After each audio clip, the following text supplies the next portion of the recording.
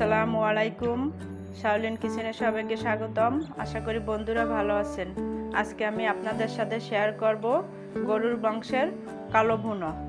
চলুন কিভাবে আমি গরুর মাংসের কালো ভুনা তৈরি করি দেখে নেওয়া যাক। এখানে আমি নিয়ে নিয়েছি 1 কেজি গরুর মাংস, ভালোভাবে ধুয়ে নিয়েছি। এবং মাংস প্লাস কিছু হাড্ডিও নিয়ে নিয়েছি, এই যে দেখুন।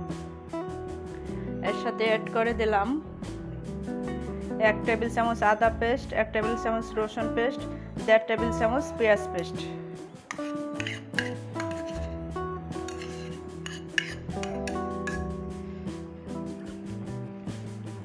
এর সাথে অ্যাড করে নিলাম 1 চা চামচ ধনে গুঁড়া, 1 চামচ জিরা গুঁড়া, 1 চামচ হলুদ গুঁড়া, 1 চামচ মরিচ গুঁড়া, লবণ পরিমাণ মতো। নিয়ে নিছি গরম মশলা, দারচিনি, এলাচ, লং, গোলমরিচ, স্টার মশলা, তেজপাতা।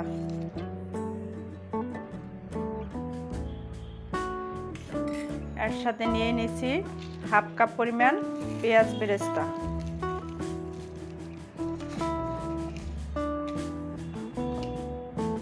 আর নিয়ে নিচ্ছি 1/2 কাপ পরিমাণ সরিষার তেল। এখানে অবশ্যই সরিষার তেল ইউজ করতে হবে। এই যে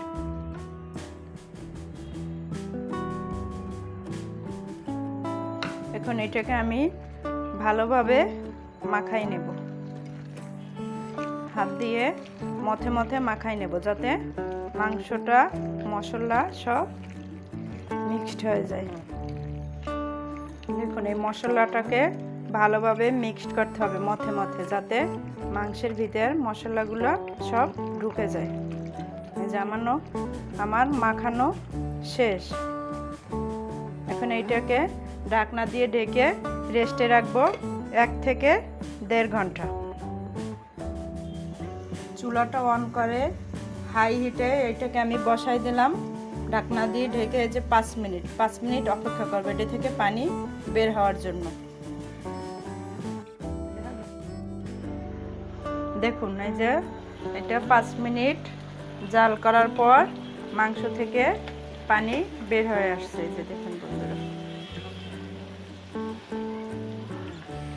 এখন এটাকে আমি একটু নেড়ে ছেড়ে দেব। আমার চুলা কিন্তু এখন মোটামুটি মিডিয়ামের চেয়ে বেশি চুলার হিট। এখন এটাকে আমি এই যে নেড়ে দিলাম আর ঢাকনা দিয়ে ঢেকে এখন চুলার আঁচটা একদম কমাইয়ে লো আছে আমি রান্না করবো 20 মিনিট এই মাংসটা সেদ্ধ হওয়ার জন্য। মাঝে মাঝে আমি এটাকে ঢাকনা খুলে নেড়ে দেব। ফিরে এলাম 25 মিনিট পর।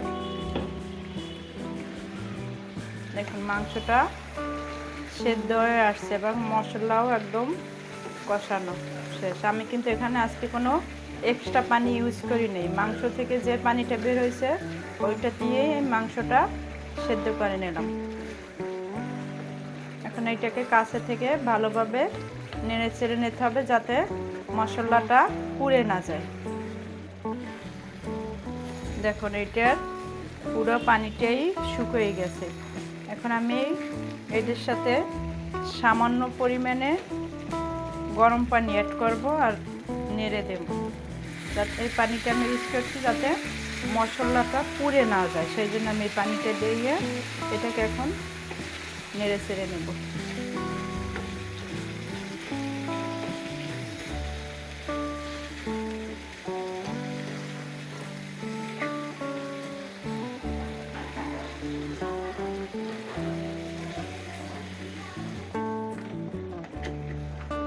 দেখুন আমি যে পানিটা দিয়েছিলাম একটু সামান্য পানি, সেটা কিন্তু শুকিয়ে গেছে।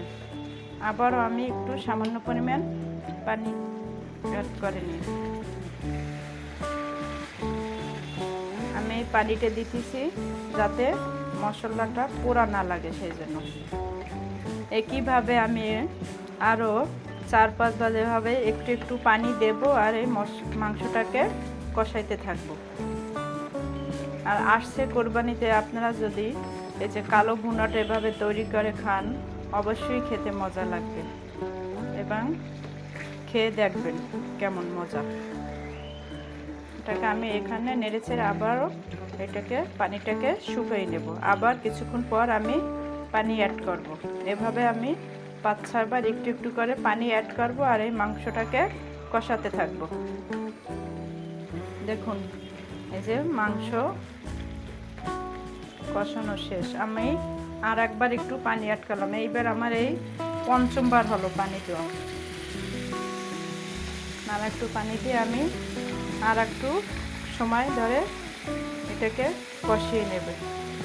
যে বারবার একটু একটু পানি দিলাম যাতে আমার মাংসের এই যে মশলাটা পুড়ে না যায় বন্ধুরা, সেই জন্য কিন্তু পানি বারবার একটু একটু পানি অ্যাড করা আর জাল করা।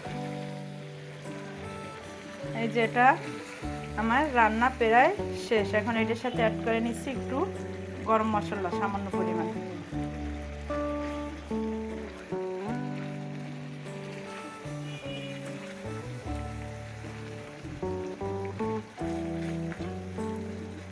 এখন এটাকে আমি একটু নামাই রেখে এটার জন্য একটু ফোড়ন রেডি করি। একটা ফ্রাই প্যান বসিয়ে 2 টেবিল চামচ পরিমাণ সরিষার তেল দিয়ে নিলাম। এর ভিতরে দিয়ে দিলাম একটা পেঁয়াজ কুচি, 2টা রসুন কুচি, 2টা শুকনো মরিচ। এটাকে আমি এখন ভেজে নেব ওই মাংসে ফোড়ন দেওয়ার জন্য। ফোড়নের জন্য আমার পেঁয়াজ ভাজা শেষ। এখন এটাকে আমি এটার ভিতরে ঢেলে দিচ্ছি।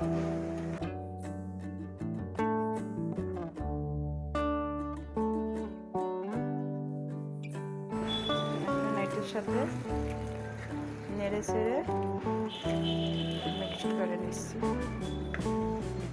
দেখুন আমার গরুর মাংসের কালো ভুনা রান্না শেষ। এখন চুলাটা বন্ধ করে দিয়ে আমি আপনাদেরকে একটা বাটিতে বেড়ে দেখাই দিচ্ছি। চুলাটা বন্ধ করে দিলাম। এই যে আমার গরুর মাংসের কালা ভুনা তৈরি করা শেষ। একটা বাটিতে বেড়ে নিলাম। এখন এটা খাবার পালা।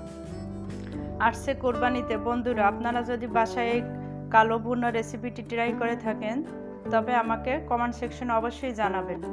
আর আমার এই রেসিপিটি যদি আপনাদের ভালো লেগে থাকে অবশ্যই লাইক, কমেন্ট, শেয়ার করবেন এবং আমার চ্যানেলকে সাবস্ক্রাইব করে রাখবেন নতুন ভিডিওর জন্য। সবাই ভালো থাকবেন, সুস্থ থাকবেন। আল্লাহ হাফেজ।